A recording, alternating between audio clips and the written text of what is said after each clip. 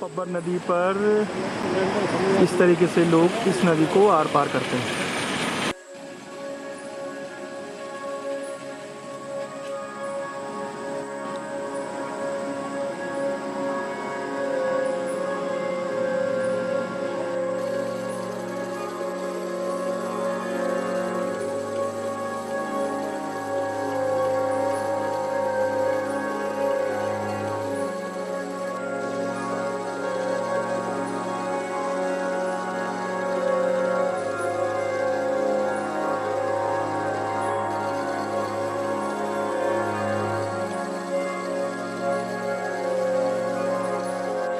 हम इस रावणा इस गांव का नाम है, तो हम यहीं के रेजिडेंट हैं, निवासी हम यहीं के ही हैं।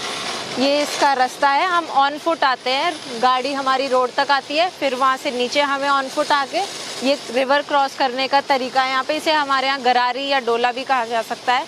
उसमें हम 1 बाय 1 पर्सन जाते हैं और खुद अपने आप को खींचते हैं इसमें, और फिर यहाँ पे कैरी होके यहाँ पे आ जाते हैं हम, और यहाँ से ऑन फुट फिर से ऊपर चढ़ाई है, फिर वहाँ हमारे जाके घर है। कितने परिवार हैं, कितने लोग हैं जो इस गरारी से जाते हैं? इस गरारी से पहले जो थे वो 5-6 परिवार रहते भी थे, 10 के आसपास रहते थे, पर अब तो सिर्फ हमारा एक परिवार है। और भी परिवार है जो उधर की साइड रहते हैं, पर सबसे पहला घर हमारा ही आता है। उसके बाद ऑलमोस्ट 7-8 परिवार और भी रहते हैं इसमें आगे को जाके।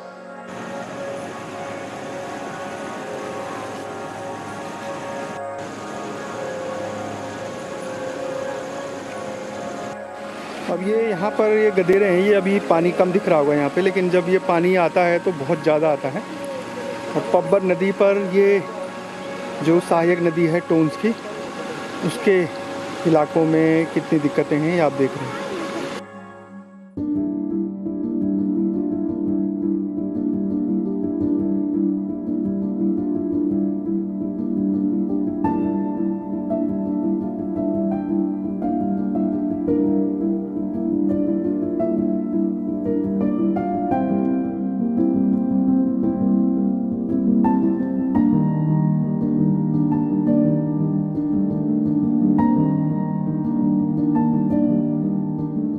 उत्पादन सर जैसे दाल बीजी हमने, माश वगैरह बीजे है, और छिमी है, राजमा है, कोलथ है जी, और साथ में सेब लगाए है। सेब कब लगाया? सेब 2-3 साल से लगे। और हर साल आप टमाटर का उत्पादन करते हैं, तो उससे किस तरह की परेशानियाँ आती हैं? टमाटर के सर एक तो यहाँ रोड की सुविधा नहीं है, रोड के तो हम यहाँ नहीं है, 3 किलोमीटर दूर है यहाँ से ना रास्ता हमारे लिए। तो यहाँ से जो खच्चर भाड़ा वगैरह बहुत पड़ता है हमको, यहाँ से दिल्ली तक यानी कि 200 रुपये तो हमारा वही पड़ता है भाड़ा। तो इस बार कितना उत्पादन हुआ और कितना नुकसान हुआ, मतलब कितना लॉस ही हुआ सर ना? कहाँ हुआ, अपनी जेब से लगे 40-50 हज़ार रुपये। घेर बाढ़ का इतना खर्चा किया, उत्पादन 400-500 क्रेट निकाली इस बार ना। फिर भी यहाँ ज़मीनें किस किस की हैं? ज़मीन सर बेगा लगी है, बुटानू की है यहाँ पे ना, 2-3 ग्राम पंचायत की ज़मीन है यहाँ पे। पहले क्या होता था यहाँ? सब कुछ सारा कुछ खेती बाड़ी होती सर, धान से लेकर सब, मंडुआ होता था, धान होते थे, मक्की होती थी, दालें वगैरह सब। तो इस पूरी बेल्ट में केवल आप ही कर रहे हैं खेती, बाकी सब ने छोड़ दी? सब चले गए सर यहाँ से ना, रोड की वजह से। पानी नहीं है, कुछ भी नहीं यहाँ पे। और आप लोगों ने कई बार बोला भी होगा? बहुत बार आगे लिखित में दिया है, कोई कुछ नहीं करते। क्योंकि यहाँ अगर चुनाव के टाइम में आते विधायक लोग यहाँ पे बोल रहे हैं भाई कि भाई चलो हम रोड निकालेंगे, पानी देंगे, बस वो वादा को वादा ही रह जाता है, बाकी तो कुछ। जबकि बगल में हिमाचल में कितना प्रोग्रेस हो रहा है। हिमाचल में देखो आप, सब कुछ सुविधा है सर। किसान करने के लिए मेहनत तो करता है अपनी तरफ से बहुत कुछ, लेकिन जब सुविधा नहीं है, कोई फैसिलिटी नहीं है, पानी रोड वगैरह कुछ नहीं है।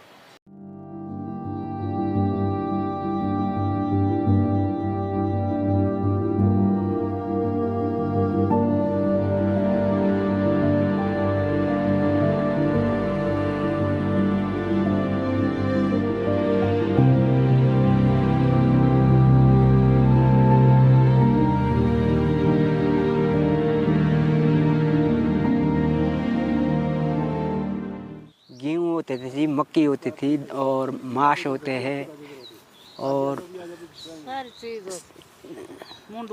मंडुआ होता था। सब छूट गया। लोग बाहर भी चले गए या अभी हैं यहाँ रह रहे हैं? यहाँ जी बाहर चले गए। केवल आप रह रहे हैं? बस 2-4 मकान है हम यहाँ, बाकी निकल गए जब पानी नहीं है देश तक। पहले तो आपने बहुत खेती बाड़ी की होगी? थोड़ी को आँखें बांध बूढ़े पे चोट लागे क्या कर। क्योंकि ऊपर भी है जमीन आपकी? ऊपर क्या है, खाली छोड़ दिया है या आप कुछ कर रहे है? हमारे गौर मेरी देवरानी ये है। हाँ, जेठानी देरानी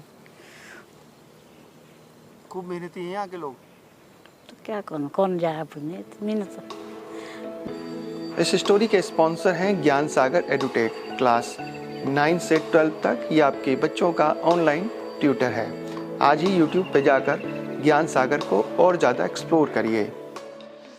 इस समय जिस लोकेशन पर हम हैं वो ड्रोन शॉट से आप देख रहे होंगे कि कितनी लंबी खेती है। दरअसल ये जो पूरा क्षेत्र है, ये जो बॉर्डर है उत्तराखंड और हिमाचल का, उससे लगा हुआ है। अगर यहाँ से हम कुछ किलोमीटर यानी 6-7 किलोमीटर आगे की तरफ बढ़ते हैं तो हिमाचल में जो प्रॉस्पेरिटी है, जो संपन्नता है, जो खेती है, जो बागवानी है, वो देखकर अचरज में हो जाते हैं। हर बगीचे की तरफ रोड बनी है, प्रॉपर उनके वैज्ञानिक तरीके से वो खेती कर रहे हैं, पानी की व्यवस्था है।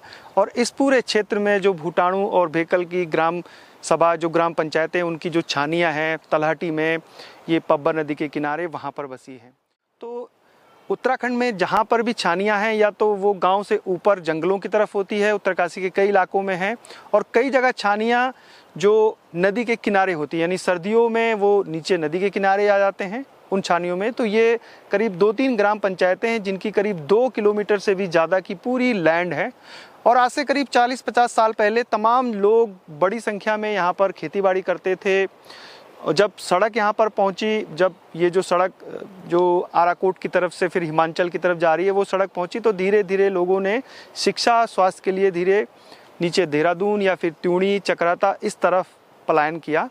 और खेती न तो सड़क थी, इस वजह से उनकी ये बंजर होती गई। इस पूरी छानियों की जो जगह है, यहाँ पर बहुत सारे परिवारों के मकान हैं, वो खंडर में बदल गए हैं, और जो उनकी खेती की ज़मीन है वो बंजर होती जा रही है। अब इन इलाकों में बहुत बड़ी संख्या में जो गुज्जर हैं वो अलग अलग पॉकेट में रह रहे हैं, उन जो खंडर मकान और ज़मीनों की उनकी रखवाली कर रहे हैं। और कई जगह जो नेपाली हैं वो उसकी खेती कर रहे हैं, टमाटर की, मटर की, जो हमारी कैश क्रॉप हैं। तो इस पूरी बेल्ट में कैश क्रॉप की बहुत बड़ी संभावनाएं हैं।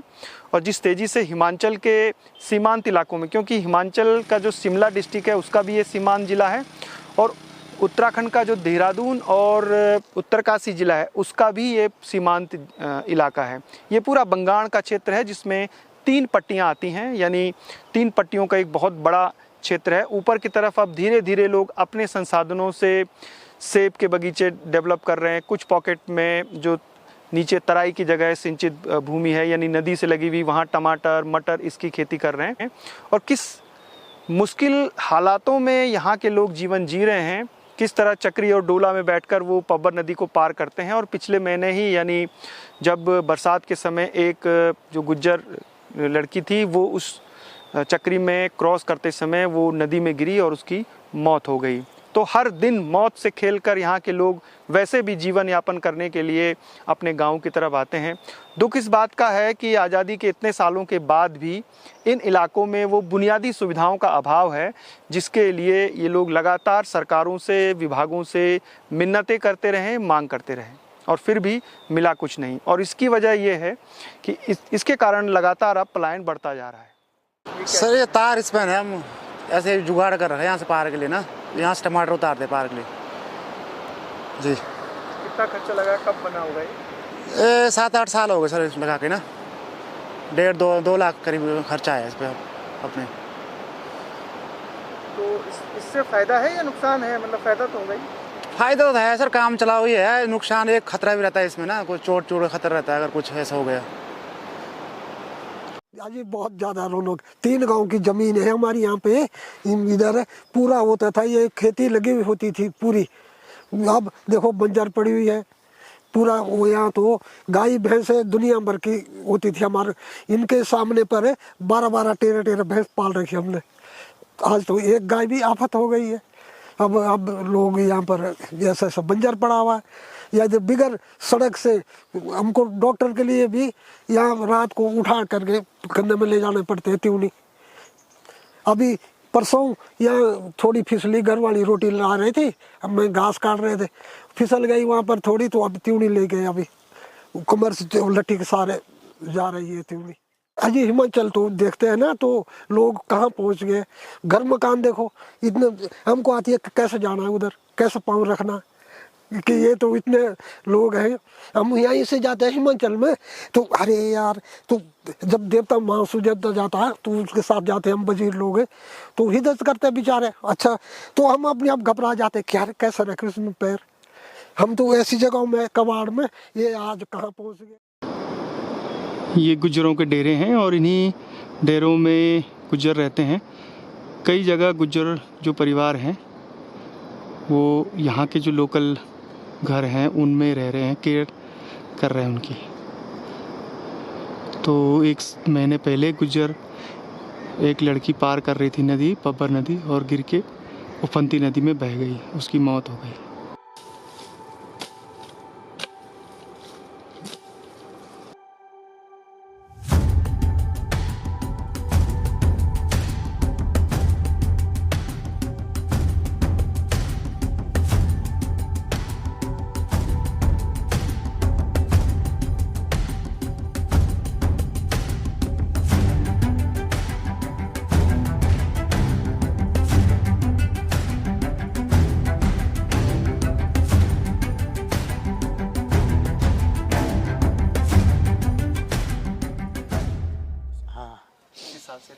यहाँ हमको 11 साल हो गए, 12वां साल हो गया यहाँ पर।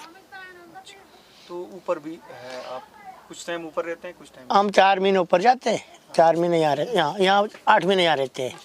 तो यहाँ पर आप ही का परिवार है और भी है? ना, यहाँ मेरे परिवार है। क्या क्या खेती बाड़ी करते हैं यहाँ पे? भाई गेहूँ, कभी टमाटर, कभी दाल।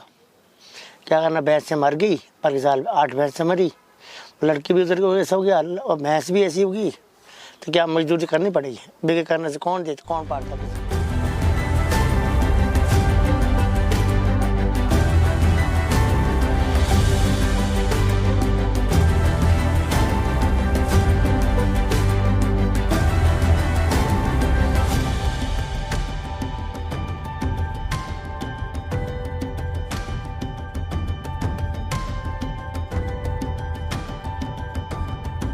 उत्तराखंड का उत्तरकाशी ज़िले की जो बंगाण क्षेत्र है वो कितनी मुश्किलों भरी है यहाँ का जीवन, और अलग अलग क्षेत्रों में जो लोग बसे हैं उनकी खेती बाड़ी, उनका जो रहन सहन है, हर दिन वो कितनी मुश्किलों से जीते हैं, उसी की ये कहानी है।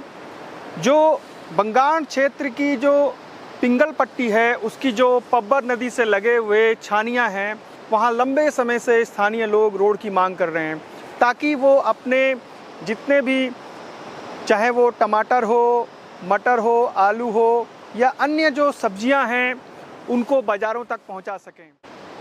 क्योंकि पिछले 10-12 सालों में इस पूरी तलहटी में जो छानियां या जो लोग बसे हैं वो इस सड़क की मांग करते करते थक गए और कई लोगों ने पलायन कर दिया। अब कुछ परिवार बचे हैं इसी उम्मीद में कि शायद एक दिन सरकार जागेगी और इस पूरी तलहटी से एक सड़क गुजरेगी ताकि लोग अपने बंजर खेतों को फिर से आबाद कर सकें।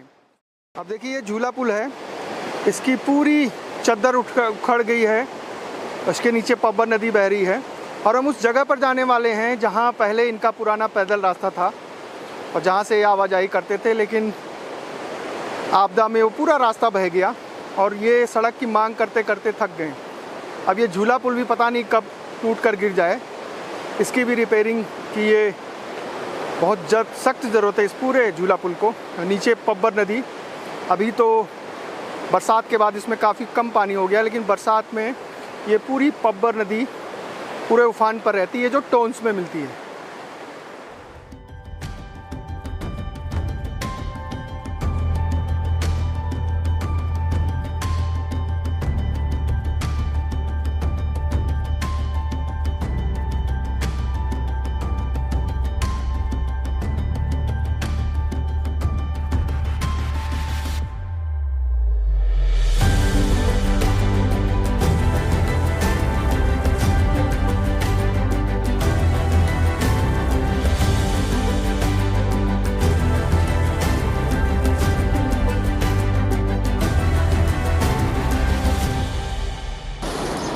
पूरा बगीचा है परसिमन का।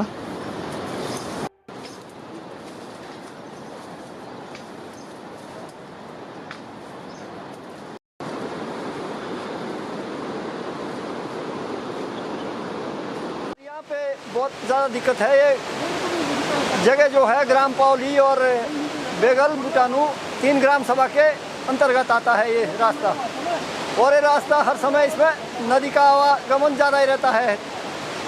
यहाँ लोग खेती बाड़ी करने आते हैं और रास्ते की जो है बड़ी दिक्कतें होती है आदमियों को। बच्चे भी रावणा स्कूल से पितलास स्कूल के लिए, रावणा से पितलास स्कूल के लिए आते हैं और उन्हें भी बड़ी दिक्कत का सामना करना पड़ता है।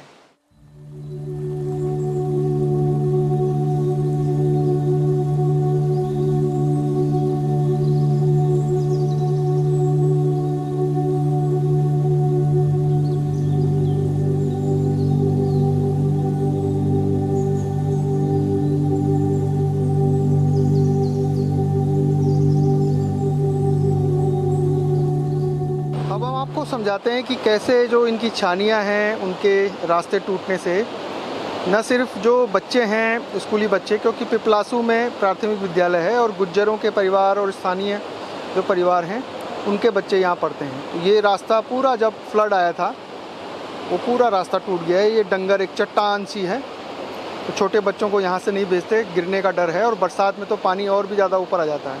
तो ये एक हार्ड रॉक है और लंबे समय से जो लोग हैं इसको बनाने की मांग कर रहे हैं।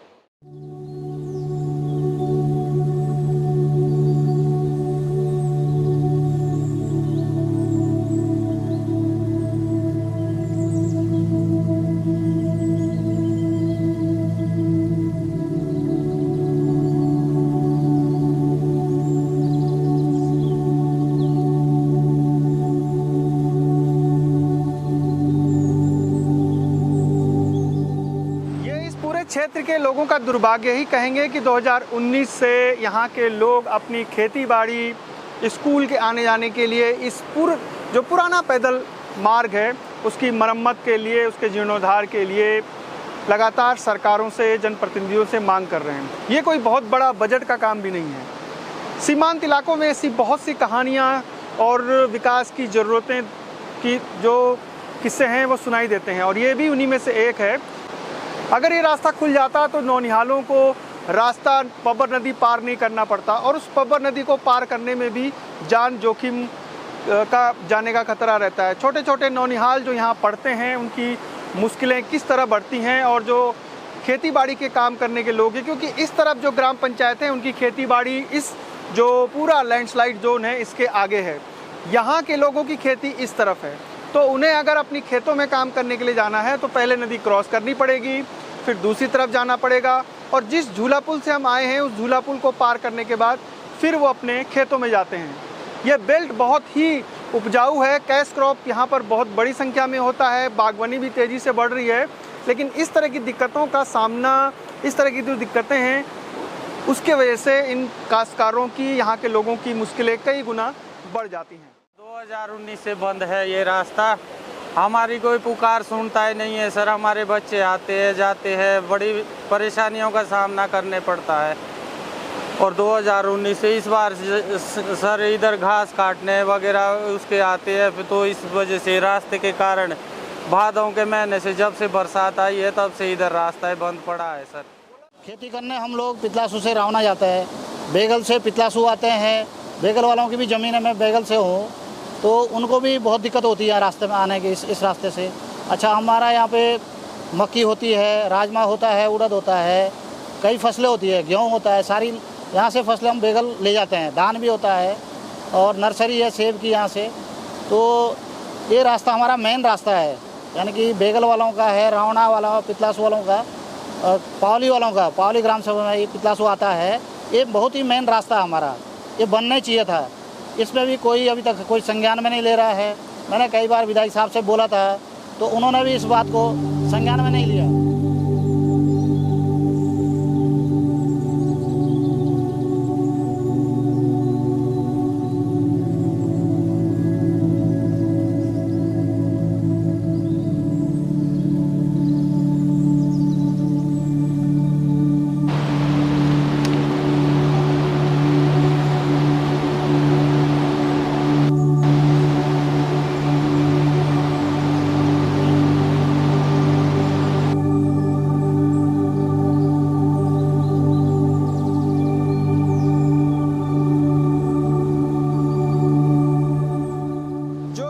2-3 ग्राम पंचायतें हैं, उनका जो सारा ज़रूरी काम है, जैसे बैंक का है या फिर पोस्ट ऑफिस का है या स्कूल बच्चे जो इंटर कॉलेज जाते हैं, वो आराकोट है।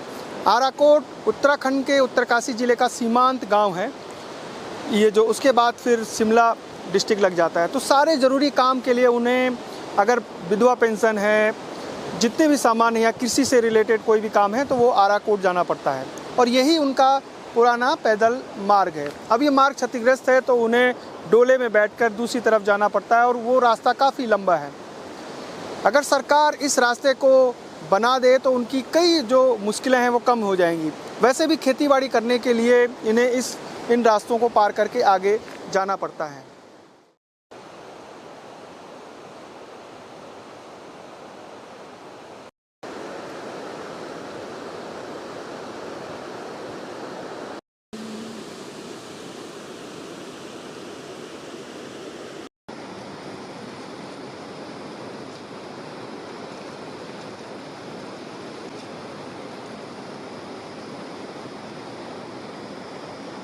छोटे बच्चे के साथ बड़े स्ट्रगल होता है, तो नहीं आया जाता है। वैसे शादी से जब 5 साल हो गए, मैंने तो ऐसे ही देखा था पहले से ही, तो आई डोंट नो कब से ऐसा रास्ता है। तो हम भी चाहते थोड़ा रास्ता बन जाए, हमारे लिए पुल बने या रोड आ जाए बस। ये डोला चक्री आप ही लोगों ने टूटा भी था, फिर दोबारा आपने? हाँ, ये पर्सनल लगाया हमने, ऐसे किसी ने गवर्नमेंट या किसी का कोई इन्वॉल्वमेंट नहीं है। हमने खुद से अपने पर्सनल लगाया था आने जाने के लिए।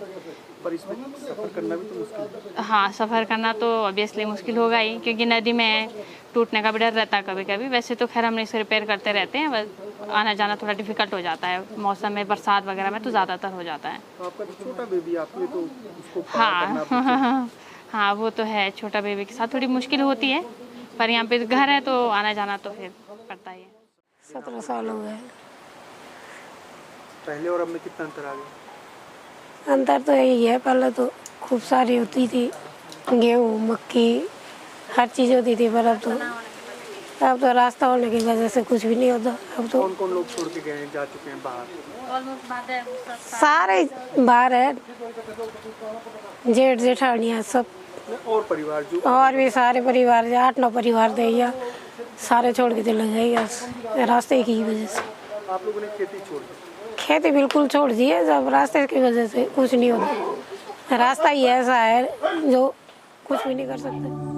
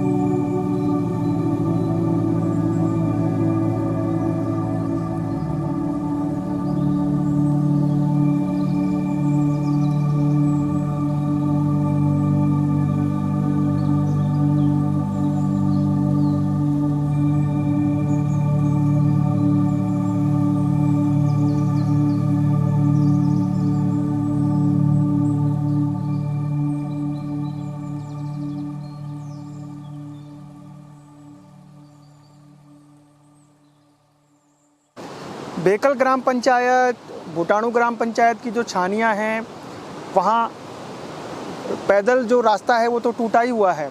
सड़क की मांग तो ये लोग कर ही रहे हैं, लेकिन आपने खुद देखा कि कैसे नौनिहाल इस जगहों से होते हुए, अभी तो बरसात है, अगर उनके साथ माँ बाप हैं तो वो इस रास्ते को पार कर भी सकते हैं, लेकिन है बहुत ही ख़तरनाक, बहुत डेंजरस रास्ता है। तो माँ बाप उन्हें जो चक्री ट्रॉली है, डोला है, उसमें बैठाकर नदी पार करके फिर स्कूल भेजते हैं। और सोचिए कि इस पूरे इलाके में जो स्थानीय लोग हैं उनको कितनी दिक्कतें होंगी।